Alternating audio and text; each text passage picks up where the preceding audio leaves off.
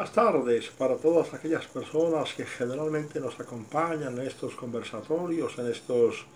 espacios de reflexión a través de nuestra cuenta en YouTube o a través de nuestra cuenta en Facebook, para hablar sobre temas de la vida política del país o de la vida política internacional cuando las circunstancias lo ameriten, o sobre algunas otras circunstancias o algunas otras eventualidades que guardan relación con la política, con la historia, con el derecho o incluso con el deporte cuando, repito, las circunstancias sean lo suficientemente importantes como para poderlas abordar en estos momentos. Hoy me quiero referir a las facultades que tiene el Congreso de la República, que tiene la Asamblea Nacional Constituyente, que surge de la previsión normativa consagrada en el artículo 374 de la Constitución Política de Colombia, y también del pueblo cuando ejerce a través de un referendo la función constituyente, siempre y cuando ejerza esa función a través de las reglamentaciones o a través de las reglas que les impone o que le impone tanto la Constitución política como las leyes que se regulan o que regulan esa facultad. Pero antes de hablar de la competencia para reformar la Constitución y de la posibilidad de reformar en este caso la Constitución de 1991, es importante hablar de que antes de que se hubiese expedido la Constitución de 1991, estaba plenamente vigente el artículo 13 del acto refrendatario o del acto plebiscitario del 1 de diciembre de 1957, que establecía que en lo sucesivo solamente el Congreso o solamente a través del Congreso se podían tramitar las distintas reformas constitucionales a la Constitución entonces vigentes mediante la presentación previa de un acto legislativo por parte del gobierno o por parte de cualquiera de los congresistas que, sin lugar a dudas, tenían lo que se llamaba entonces y todavía se llama la iniciativa parlamentaria.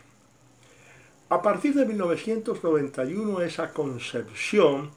de la reforma a través de una sola vía que contemplaba el artículo 13 del plebiscito de 1957 cambió radicalmente, porque en la Constitución de 1991, en concreto en el artículo 374, se habla de que la Constitución política puede ser reformada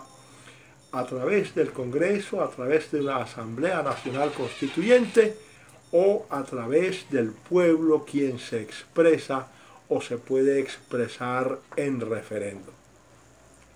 Sin embargo, es importante también establecer que los distintos o las distintas instituciones que recoge el artículo 374 se refieren fundamentalmente a reformas políticas y por lo tanto corresponde a la Corte Constitucional decretar la inexequibilidad de aquellas reformas o de aquellas modificaciones que eventualmente se le hubiesen hecho a la Constitución a través de lo que la misma Corte Constitucional denomina sustitución de la Constitución o subversión de la Constitución, que en palabras más o menos asequibles o accesibles mejor para nosotros, no es otra cosa distinta que cuando nosotros tocamos algunos elementos constitutivos o importantes de la Constitución política y prácticamente a partir de ese momento ya no estamos o no estaríamos frente a la Constitución de 1991, sino frente a una Constitución completamente distinta. Afortunadamente el constituyente En este caso, el poder originario fue lo suficientemente sabio al advertir que cualquier intento de subvertir la Constitución o cualquier intento de sustituir la Constitución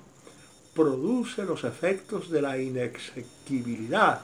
y que por lo tanto una maniobra de esa naturaleza por parte del Congreso, por parte de la Asamblea Nacional Constituyente o por parte del pueblo, quien ejerce su función a través del referendo, queda completamente excluida del ordenamiento jurídico. De aquí podemos llegar fácilmente a la conclusión que si bien estos distintos órganos o que si bien estos distintos caminos tienen la posibilidad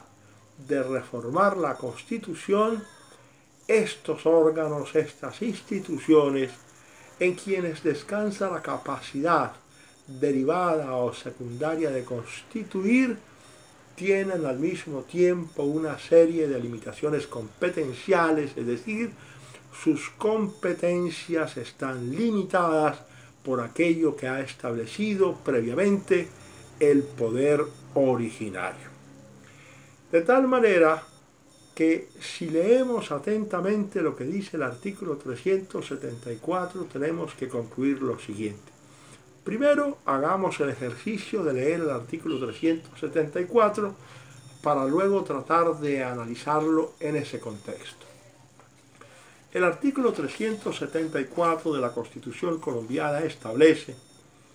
que la Constitución política podrá ser reformada por el Congreso, por una Asamblea Constituyente o por el pueblo mediante referéndum. Pero el Congreso de la República no tiene una facultad omnímoda, no tiene una facultad ilimitada para reformar la Constitución, sino solamente tiene las competencias que le otorgó el poder originario y en consecuencia solamente podrá reformar la Constitución, pero jamás sustituirla o subvertirla. Con respecto a la Asamblea Nacional Constituyente de que habla el artículo 374, tenemos que decir exactamente lo mismo. Se trata de una Asamblea Nacional Constituyente, o se trataría de una Asamblea Nacional Constituyente con competencias limitadas exclusivamente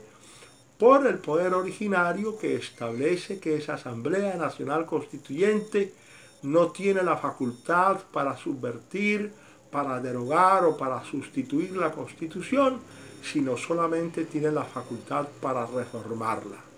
Pero además esa Asamblea Nacional Constituyente tendría que someterse a las reglas impuestas por la misma Constitución política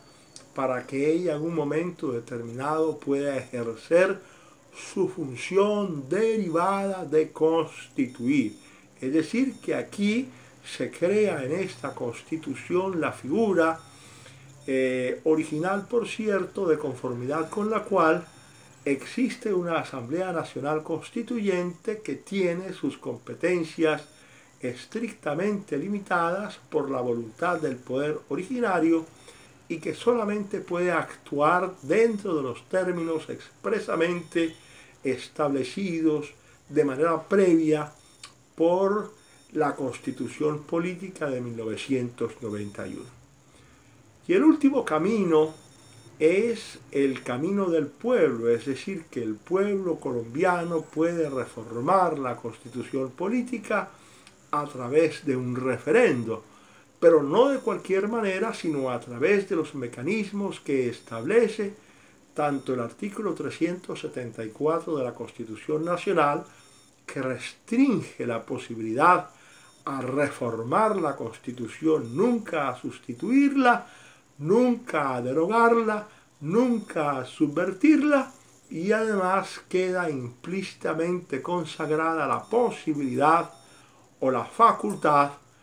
de que el pueblo en este caso queda sometido a las reglas que se le impongan tanto por parte de la Constitución Política de Colombia como por parte de las leyes ordinarias, cuando así lo establezca el constituyente originario, cuya voluntad definitivamente está expresada en el articulado de la Constitución de 1991.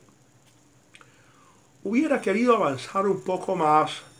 y referirme a lo que establece el artículo 375, pero desafortunadamente se nos agotó el tiempo y lo que el artículo 375 consagra, que es la posibilidad de que el Congreso reforme la Constitución Política mediante la presentación previa de actos legislativos que deben ser estudiados en 2 legislaturas ordinarias y consecutivas, queda para una próxima oportunidad.